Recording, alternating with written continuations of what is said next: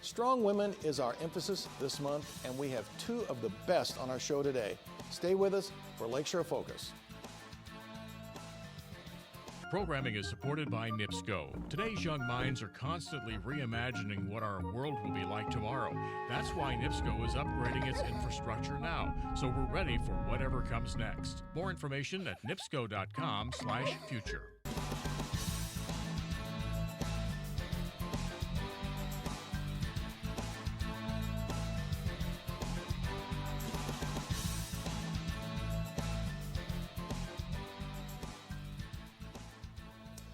Welcome again to Lakeshore Focus, a weekly show highlighting the key issues, important events, and interesting people in our region. I'm Keith Kirkpatrick. Our emphasis this month is on women in roles of leadership. Kicking off our series are two incredible guests who lead major nonprofits in our region. They both are presidents of two of our very important local community foundations, Maggie Spartz of the Unity Foundation of LaPorte County and Carolyn Saxton with the Legacy Foundation in Lake County. Welcome, ladies, to the show. Thank you. Thanks, Keith. I've been looking forward to having you guys on for really a long time, so this is great, and you guys get to kick this series off for us. Oh, that's wonderful. We're thrilled to be a part of this. So do you like to be called the incredible guest and, very powerful women? I get that all the time, don't you, Carolyn? I do. Yeah. Well, what I want to talk about a lot today is women's roles, particularly, because I think sometimes people say, well, women are pretty much running all of our nonprofits. But to give a perspective, I guess, for our audience a little bit, community foundations, you guys work with all of the nonprofits around. I mean, not just only in your counties, but you really work with a broad set of nonprofits. Can you describe a little bit about that relationship the Community Foundation has to all the other organizations in the community? Well, I'll just start with that. Sure. When you give out money, Keith, and we give out grants, everybody wants to be your friend. No, everybody wants you to know what they're doing. So, and because we give them grants, we get to know the nonprofits pretty well because we're their partners. We get to look at their financial statements, learn about their board of directors, their mission, their programs, and so forth. So we get to know them really well, and we even support them, mentor them, help them through some difficult times, or facilitate planning. And so you work really closely with the leaders. Yes. And I want to make sure I get this on camera and on tape. So I am your friend too, right? Yes, you are. You're a friend. Yes. Give your money out to friends. I want to make sure that we got that down. And I want to add with what Maggie said. I think one of the things is that because we are a partner with them, the agency directors, whether they're men or women, look to us for whatever assistance we can provide them, not just with money, but in terms of their board development, their fund development, policies and procedures, because we're experienced in that and because we're non-threatening. Even though we look at them and we look at their financial statements and we're making grants to them, we believe they're partners with us. We want them to succeed, and they know that. And so I really think that whether we're men or women in the positions we're in, I think that we're respected, and I think that they know that they can look to us for that kind of help. Well, it's interesting that you two there's not a pecking order necessarily in nonprofits, but definitely there's nonprofits that are looked at like you kind of are the umbrella. You guys, the United Way, everybody's work's important. Everybody's work's important. But I think a lot of nonprofits probably look at you guys and say, you kind of have risen to the top. You're kind of, because you give out money and you work with all these, and people do come to you for wisdom. Tell kind of a short version of your journey to get to this spot. Maggie. Well, I will start. I graduated from Indiana University and, did all those little tests and, Myers-Briggs and whatever, and it showed I thought you were going to talk about what you did in college. You don't want to talk about that publicly? No. Well, actually, I loved my college experience. It was great, and I really felt I got a great education through the Kelley School of Business before it was the Kelley School of Business. And ended up getting into sales, in particular life insurance, which is not something you grow up. I think I want to be a life insurance agent. So you were in the business world then? Yes. Really? Very much so. I was self-employed. actually for about 12 years, 6 years in the financial services business, downtown Chicago. It was the premier agency in Northwestern Mutual Life. That was the best luck I ever had because they taught me not just about insurance, but about how to nurture relationships and how to build them. So that was fantastic. I've never stopped using that. So how'd you transfer out of business to what? Well, I realized there eventually I was the first woman in the agency in 50 years to earn membership in the $1 Million Roundtable, which is the top 2% of the entire life insurance industry. I go to these meetings and people are looking for my dad, because I look like I was 12, and it was a great learning experience because I couldn't be afraid. I had to go and talk to strangers, 6 or 7 times a day to meet people I'd never met before and talk about their personal financial information over lunch. But I was successful at doing that. But something showed me that it just wasn't as satisfying as I wanted to, or maybe I wasn't as money motivated to be on straight commission sales as you need to be. So I started looking for something. Well, then we moved back to Indiana because we love the lifestyle here. And my father said he needed a little bit of help. So he was selling capital equipment to the plastic manufacturers in 4 states. So I came into his office and immediately started using what I learned in the life insurance business to pre-qualify his leads and everything. And then he passed away suddenly, so then we had to transition the business. So how long did you do that? About 6 years. Okay. So I learned a lot about nuclear measurement of plastic films and coatings. So Wow. close to 20 years, you were really kind of in the business world. 12, 15 years, yeah. Okay. Plus of all the stuff I did, in college, things Right. like that. So I was always getting experiences, trying new things. And as the guys in the agency would say, Spartz, you're always going at bat. You always want to swing the bat. And so I did. I was pretty competitive, and in a good way, because I just wanted to see how far I could go. So what then got you was your next step to the foundation? I moved back to Michigan City, we had our first child, and went through the leadership program. So the community leadership program has actually got me like, oh my gosh, what if you could take continuous quality improvement that I learned in the industry and bring that to a community? And that's kind of been my mission all along, which then led me to volunteer and get involved with county-wide efforts, which then got me noticed by the people putting the foundation together, and here I am. And there you are. Mm-hmm. So you've got this business background that you keep referring to that's probably been very helpful to you in what you're doing, skills you took from that, as well as helping guide some of these other organizations. So Carolyn, for you, what's kind of a whole different trajectory. Okay. Because when I graduated from college, I immediately went into not-for-profit work. Worked in the field in substance abuse in a street clinic, a methadone clinic for heroin addicts. So you were in the trenches worker. I was okay. in the trenches, back in the 70s, really. And from there, became involved with community organizing in West Virginia, which is where I'm from. Learned a lot about how to make impact in communities, through that effort. How long did you do that, kind of the in the trenches work? How did I do that? No, how long? I did that until probably 1989. Okay. I worked in the Salvation Army. I managed a hospice program, and eventually we moved to Oak Park, Illinois. And while I was there, I became very involved in the community chest, which was the United Way, and did something that we always were told as young women: you never talk about money. And that was one of the things that I did talk about was, people's charitable giving through United Way. But then I also was asked to take on the Community Foundation in Oak Park, which was just kind of getting started. And so I managed both organizations and was there until just about 10 years ago. Left there, we moved over here to Northwest Indiana for a different kind of lifestyle, just like you were saying.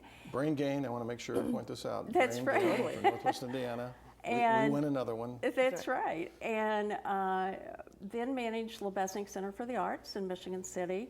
And from there was hired at Legacy Foundation.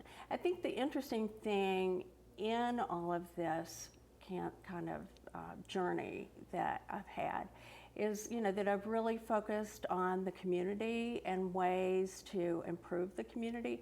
In Michigan City, I worked very closely with Maggie there, more so as somebody that was getting funding from Unity Foundation, but also in looking at ways to improve Michigan City through the arts. What I really hope our viewers who watch the show, and particularly young viewers, is listen to these journeys, because I think young people all the time are like, how'd you get to where you are? So I like sharing those stories because they're all so different. But what you glean from that is, you both talked about the importance of understanding money. And that's one of the big criticisms of nonprofits. They don't handle their money really sometimes very well. But let me ask you this question. It's often seen that women are drawn to the nonprofit world more than sometimes into business. That's kind of where you want to go. Be a social worker, be a helper, be a teacher, be, these kind of things. Work at the YMCA. Why is that a draw? And do you still see it as being a pretty strong draw for women, or does it matter much anymore? I think it is a strong draw for women, because I think it's one of the easier places, and it's not easy, but it's the easier places to really take on a leadership role. Through becoming an executive director of an organization, you can work your way up, and there may not be as much of that glass ceiling that you might hit in the business world. But I also think that, for me personally, what made sense is that, I wanted to see change. I wanted to be a part of whatever change might happen in the community where I lived and in the services that were available for people in those communities. And this gave me the opportunity to do that. One of the things I love about life is the fact that you continue to learn things. And that comment you just made, all of a sudden I thought, in the nonprofit world, for the most part, they're not operated by conglomerates and big corporate entities.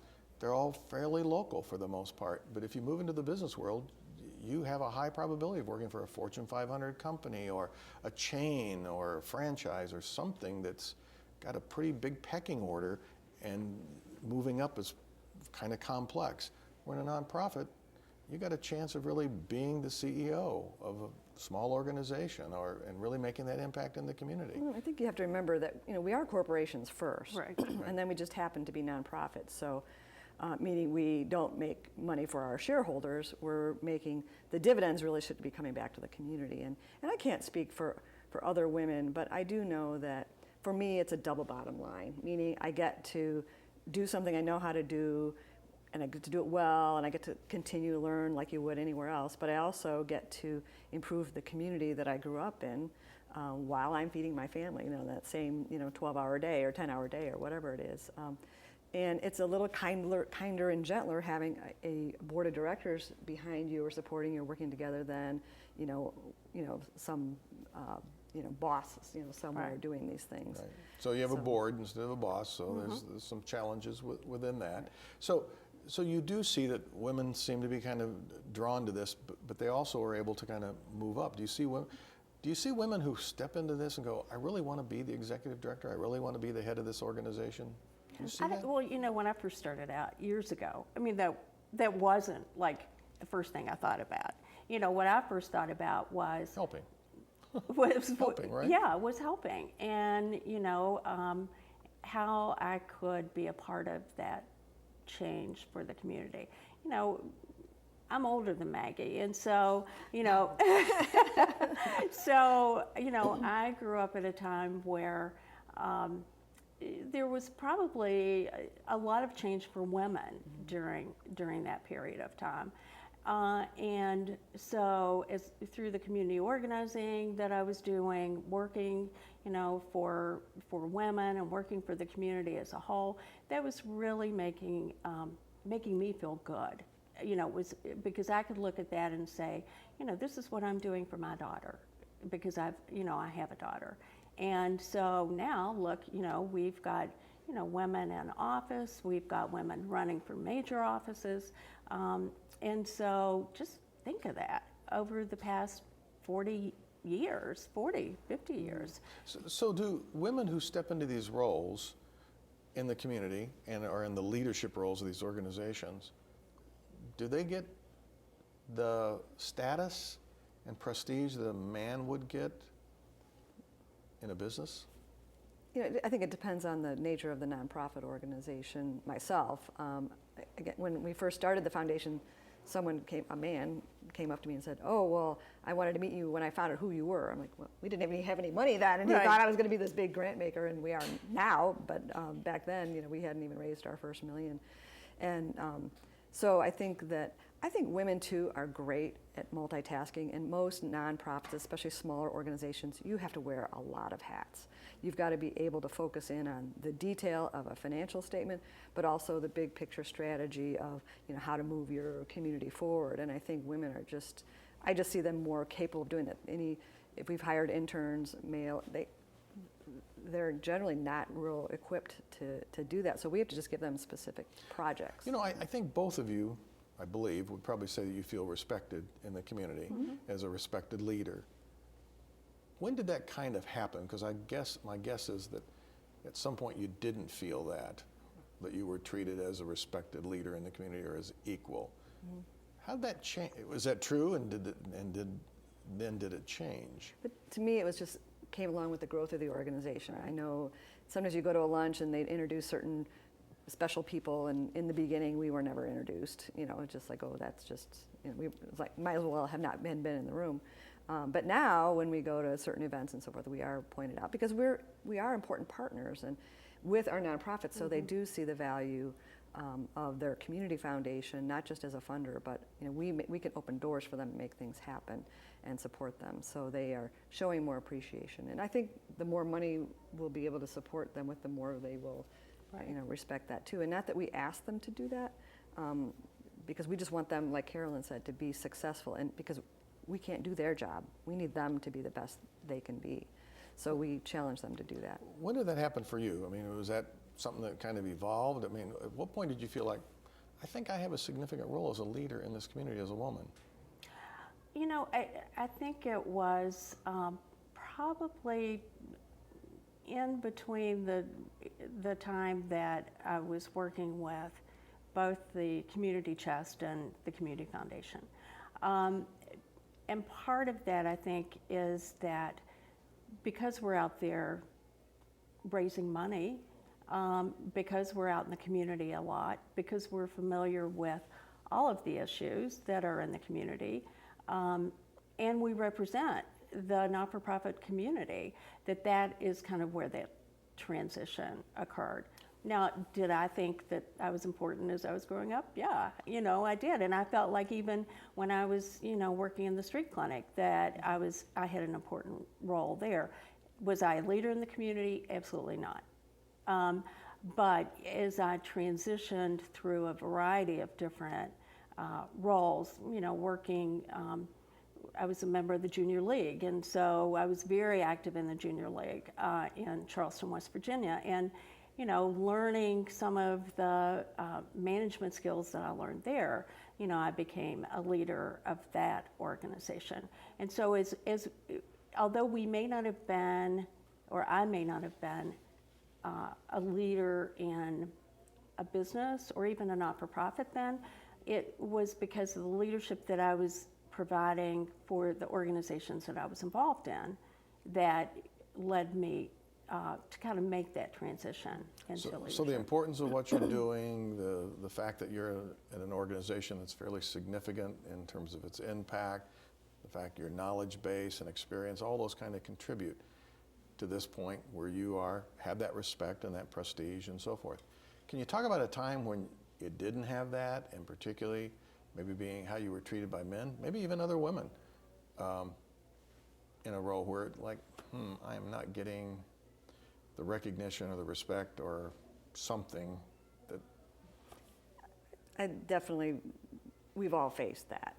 Just people who don't take you seriously, or you're actually sitting and talking with someone and they literally look through you or around you. It's as if you're not even in the room. I mean, I've had some men do that, and it's like, wow. Is that because sometimes it's just because of who we are. Everybody gets that It has nothing to experience, do with me. It but was their sometimes- view about women, Okay. Right. particularly young women, or if you're attractive or those kind of things. I found that oftentimes I could get in the door, but because I'm outgoing and friendly and so forth. But then getting You someone. forgot the attractive part. No, well, I'm not. Gonna, Okay. that's my mother and father's fault. Both of you, so, But once you get in, like when I was selling life insurance and I looked like I was 12, there was no way a 50-year-old man was going to buy life insurance from me, and they Right. didn't. So I just went with the people that would, and I don't blame them. It just would have been hard, like, oh, you're going to go off and start a family and you won't be here and blah blah blah. And so, but I did that for a good it's all those 6 years. preconceived notion. Yeah. Obviously, that has happened to you too, where you Right. felt like Yeah. you were being treated a certain way because of you're just a woman. Well, and I think, added to being a woman, people consider me from the South. And so in my Oh, accent, no. oh yeah, that's right. Oh, she's one of those nice little, girls from down south.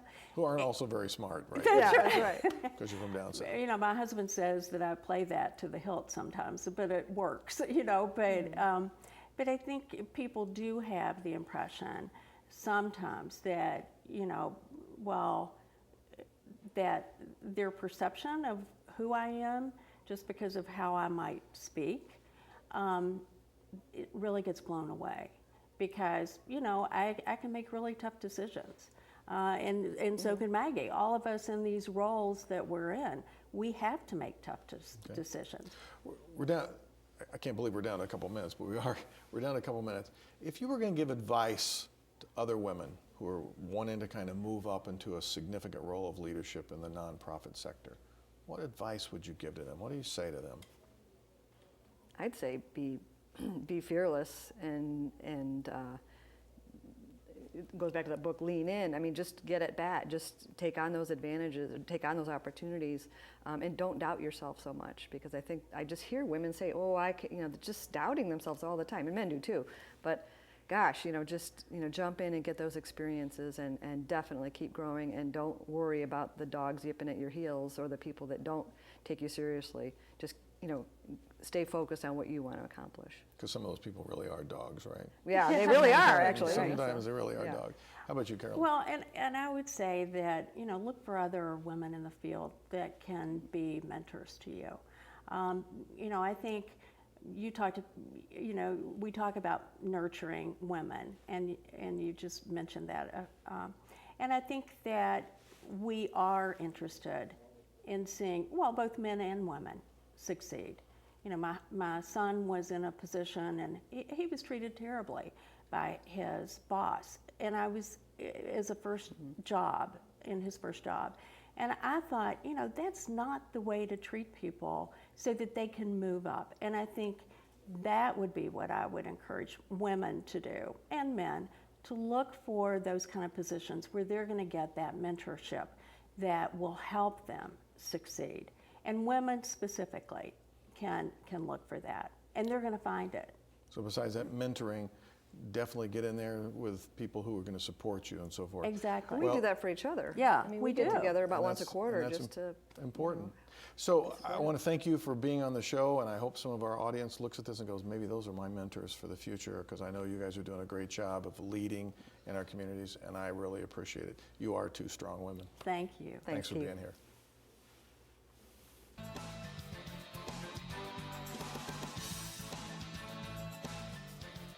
When my good friend George Miga speaks to groups about leadership, he will often ask this question: who are better leaders, men or women? After listening to a few answers and challenging his audience, he will state that he thinks women are often better leaders than men. Besides teaching leadership, George has worked with presidents, world leaders, top managers of Fortune 500 companies, business owners, and community leaders of all types. In other words, he has seen it all. When he begins his defense, his foundational idea is this: women are usually more nurturing, and this appeals to most followers. Think of the great tenets of leadership like help people get what they want, discover what people love to do and let them do it, and find the best in everyone and encourage them. All of these concepts are a form of nurturing. Does every woman do this? Of course not. But George feels this characteristic is more prevalent in women. They are naturals at doing it. Being a supportive and understanding individual does not mean that you can't be tough or make the difficult decisions. In fact, having to be firm, consistent, and resolute is a close cousin to nurturing. Some women may have to learn or strengthen this side of the formula, but these two skills sets work together to help mold, guide, and direct people to perform at top levels. I tend to agree with George's assessment. Women are good leaders and often do a better job than men.